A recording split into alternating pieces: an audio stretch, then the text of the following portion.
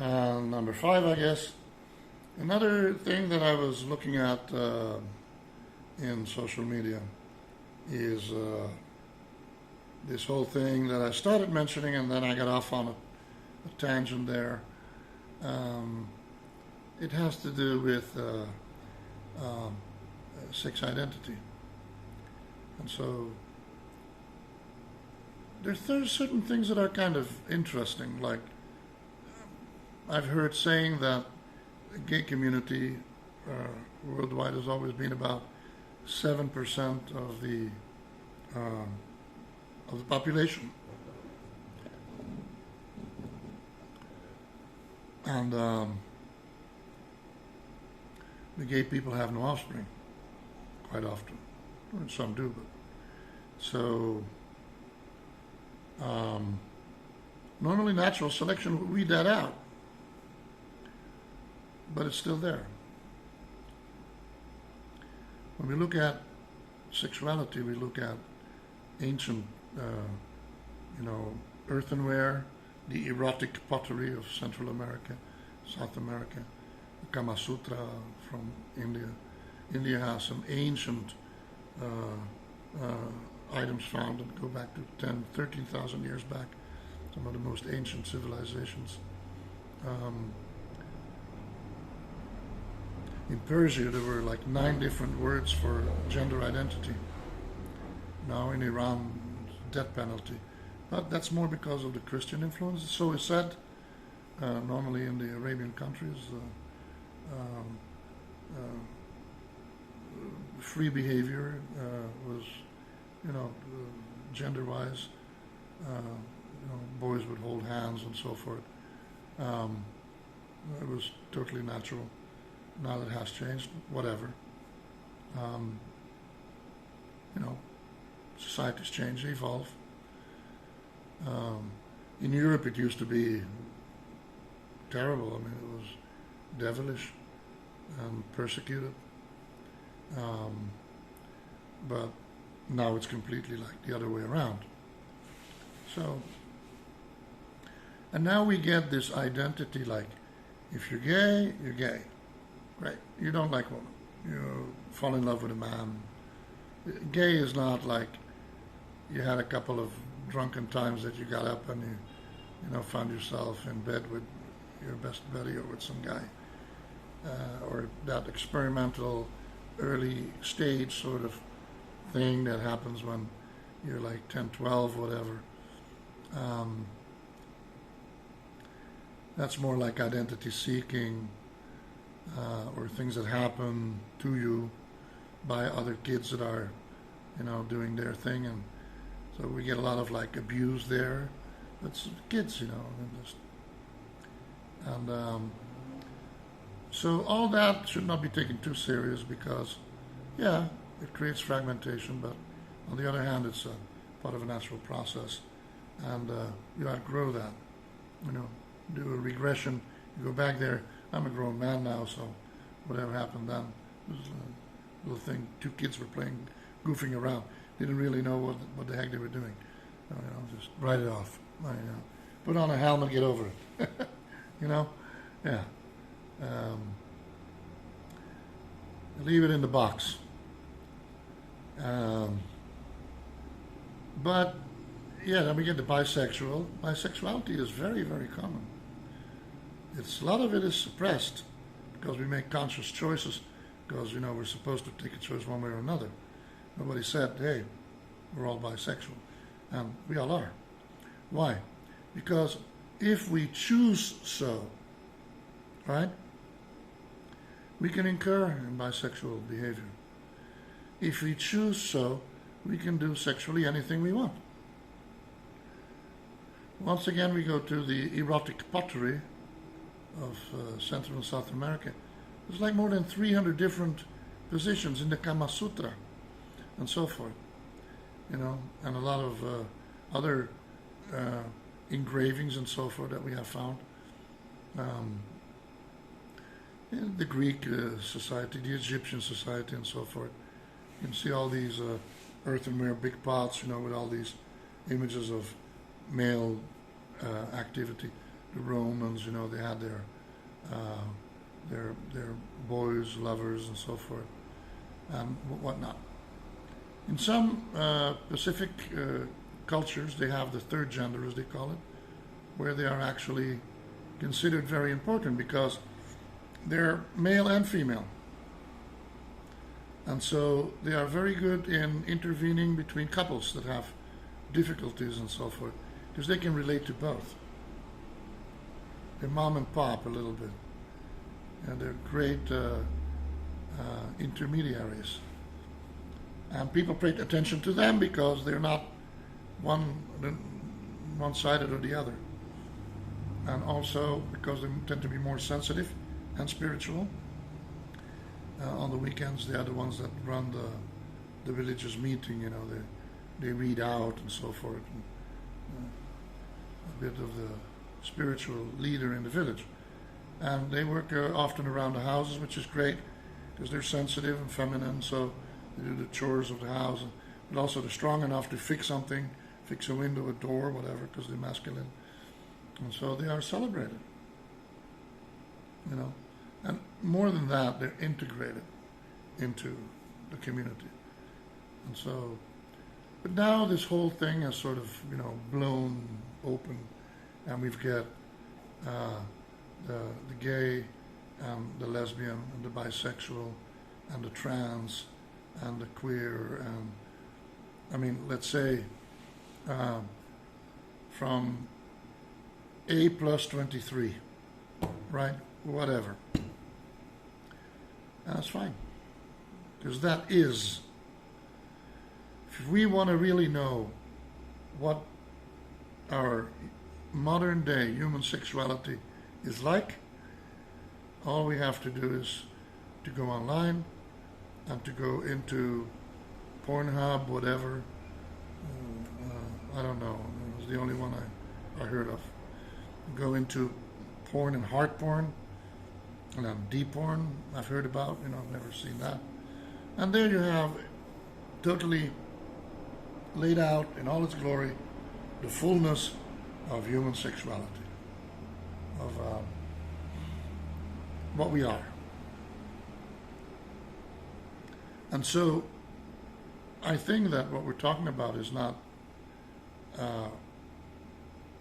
physically, because, for example, bisexual behavior in animals has been now observed. It was like 600 different species. Now it's beyond 1,000 species where bisexual activity is documented. So it's I guess transsexual activity is a very natural thing, very fluid. And once in a while you're married, whatever, and you have your woman, you want to go out with the guys on a night and you have a little bingo bungalow. You know, in a lot of cultures before that was the norm. It was like a normal thing. Arabian cultures, a long time ago, Greek and so forth. You know, the woman was for the house, the man was for the pleasure, and vice versa. The girls among them, they had their little thing. But now, sexually speaking, we say, oh, we have the male and the female. And then we have the intersexual. Now people are more aware of that. Intersexual. Well, there's like 5 or 7 diagnoses for an intersexual person. You know, of what that can mean actually. Which means they're organs. They're, you know. But then we can say, yeah, but male and female, okay, the chromosomes. XY, XY. XX is female, XY is male, I guess. Is that right? Whatever.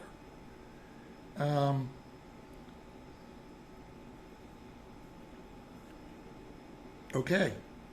But then, if this guy has an XX, he's a guy. He's got an XY, sorry. He's a guy. And those are the chromosomes. That's what he is, right? And why is he in love with another guy, and why do they live together for 20 years? And why is he homosexual all the way and he doesn't like girls? So that's hormones, right? So where does that come from? The genes are saying, no, you're a guy. But the hormones, they're saying, well, but you feel different. And the guy says, well, but I don't feel like a guy. Or the girl says, I feel like a truck driver. I want to be a truck driver. I want to be a sports person. I want to fight in the ring. I want to be a soldier. I'm a dude. And that's what they mean, is that their sexual identity and not their sexuality or whatever. I mean, semantics. I don't even know how the word is confusing. But one day in one of these things online, there was this lady boy. And this one guy says, so you're like a boy or you're a girl?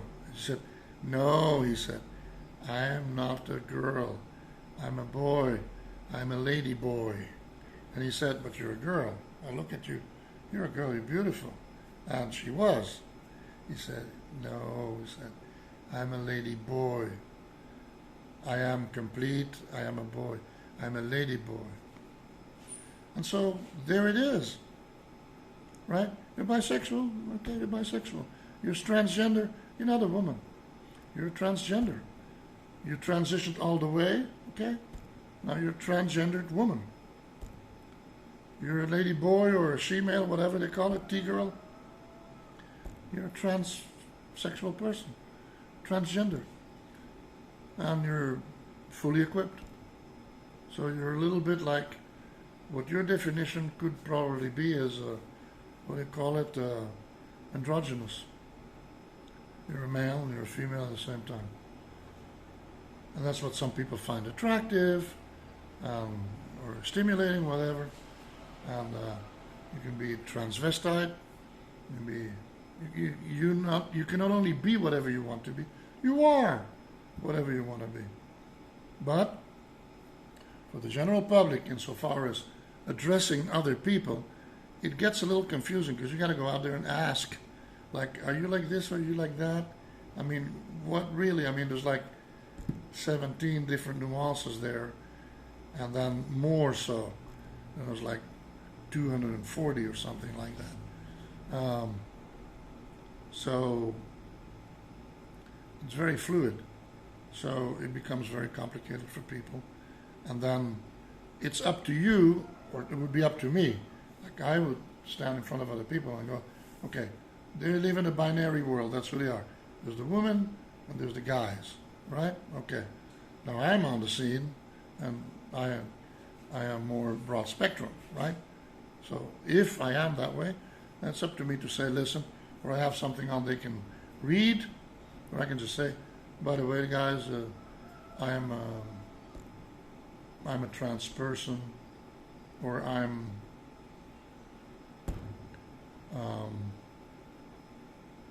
different.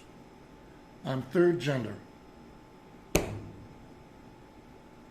Third gender would be an umbrella sort of thing that covers whatever. And it doesn't matter to anyone else. Most of the time people are not really going to be interested unless they're gay or they're bisexual or they're transgender or lesbian or whatever. And then they may say, oh, well, you know, what's yours? Just in case to see if they actually coincide or whatever.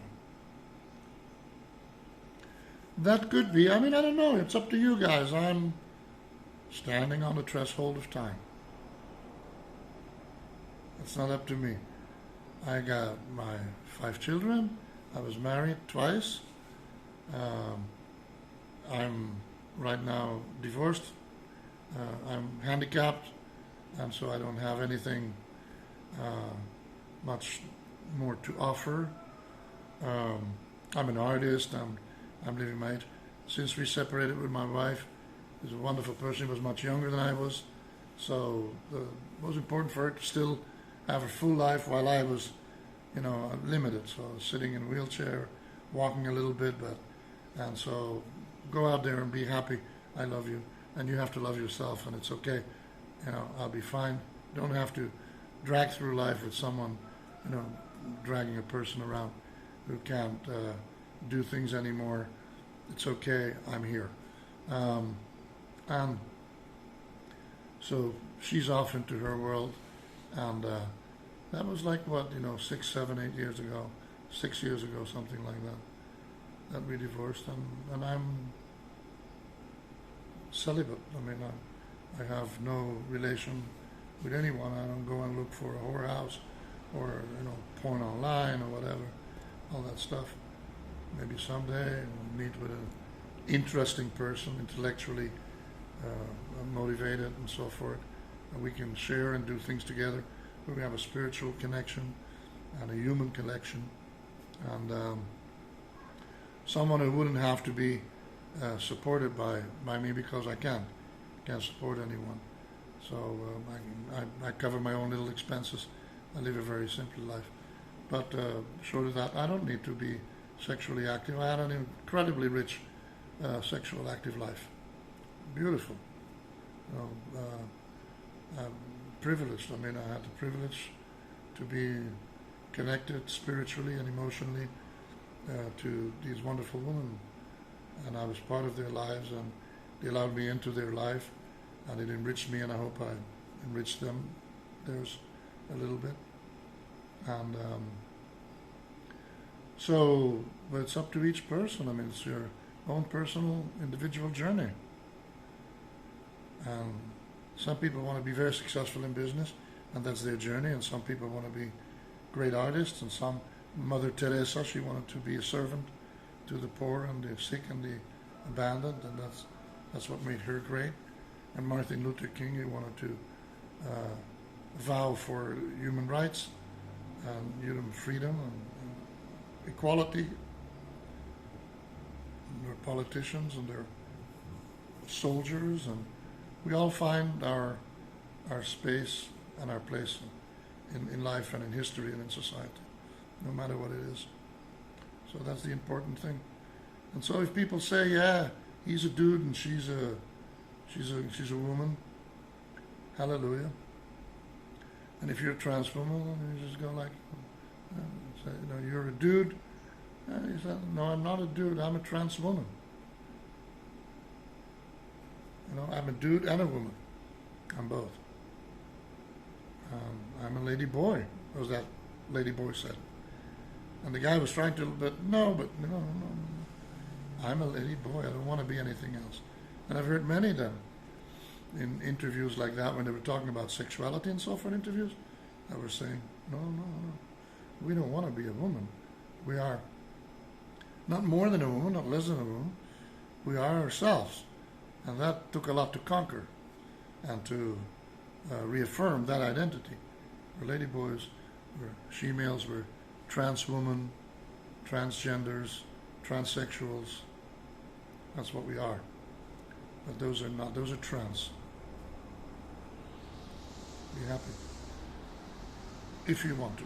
If not, whatever. Whatever you want us to say, but don't impose it. Nobody wants to impose anything upon you. Everybody loves you and respects you and your essence and your worth. Everything you are and everything you stand for. And we don't have to become defensive, because we're all there, we're all the same. But we're not. We're different. Like, once again, one guy wants to become a colonel and a general in the military. I'm a painter and a poet and a musician. I don't want to fight. I want to win peace. I'm a dreamer. But we need the dreamers. There's a place for them too.